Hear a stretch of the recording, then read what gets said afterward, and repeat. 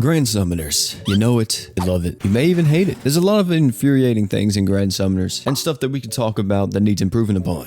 The summoning system, multiplayer lobbies crashing for no reason, a much needed display of all the buffs in the game, and archgen types, which is still wild to me that's not in. But there is one thing in this game that infuriates me more than all of these options, and it's not 4+ grinding. It's actually the Eevee equips. For all you guys that don't know what the Eevee equips are, let's just give you a quick breakdown of them. These are pretty much event weapon counterparts that you're able to craft, granted if you have the recipe, and you're able to roll a random stat on it. This is my Natsu Scarf. Terrible, I know. But the second passive on it is actually not possible to get unless you go through the Eevee. And there's a good amount of different passives that you can choose from. Well, you don't get to choose. The only good news about this randomness is that at least the devs went a little bit out of their way to make it to where each single equip actually has a very limited amount of abilities that can actually roll on it, because heavens forbid if we had to roll for every single ability in the game, not only would that be broken, but also it would take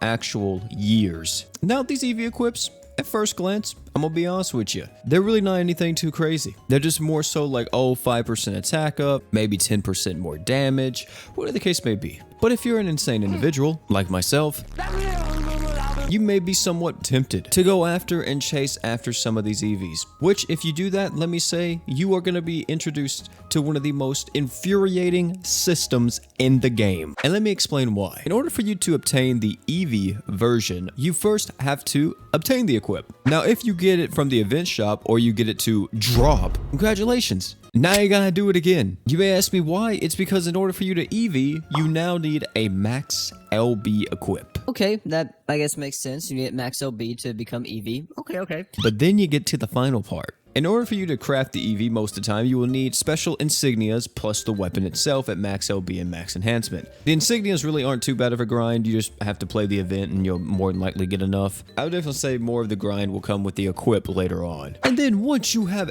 everything, ladies and gentlemen, you will be able to click that button to craft your Eevee weapon. Your weapon will remain at max LB and all this other stuff. And then guess what? It gets to roll an ability from a select group of abilities that they put in the game.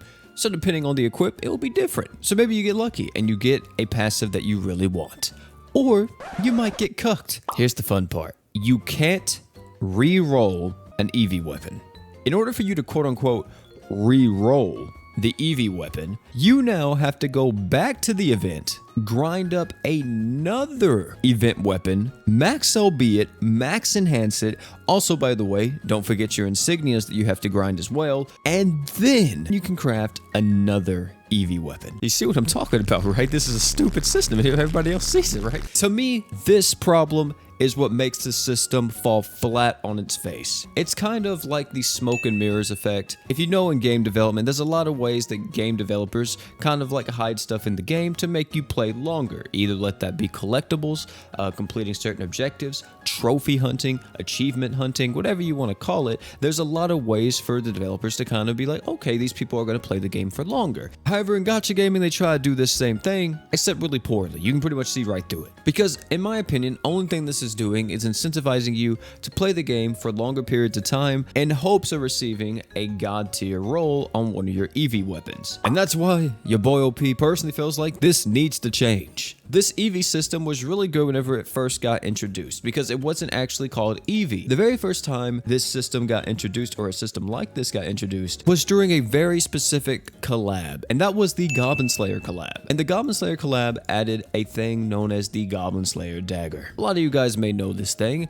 and this is the thing that's required in order for you to nuke stuff with Duran. And you know what I really like about this? This is very simple. It's an item that you can get from doing the event, level it up, you don't even need a max LB it, put it on your character in a 4-star physical slot, and then you gain XP for it. Once you gain enough XP, which is around 3,000, you could enhance the ability to roll for a random set of abilities. Now, there is problems with this because you could get very unlucky and roll 3 abilities on it, but you don't get like one of the abilities you're looking for, so you have to re-roll like the entire thing, which also, you know, could use some work. It's not a very intuitive design. However, it works. It's simple, it's easy to do, and you can re-roll it as many times as you want. It's the same equip, it doesn't change. You don't have to go grind another one. The only thing you have to do is to grind more XP, which is very simple because the way how you're going to gain XP for it is just by playing the game. You just put this in your 4-star physical and you play the game and you get XP. You don't got to do anything external. You don't got to do anything else. Just whenever you're playing the game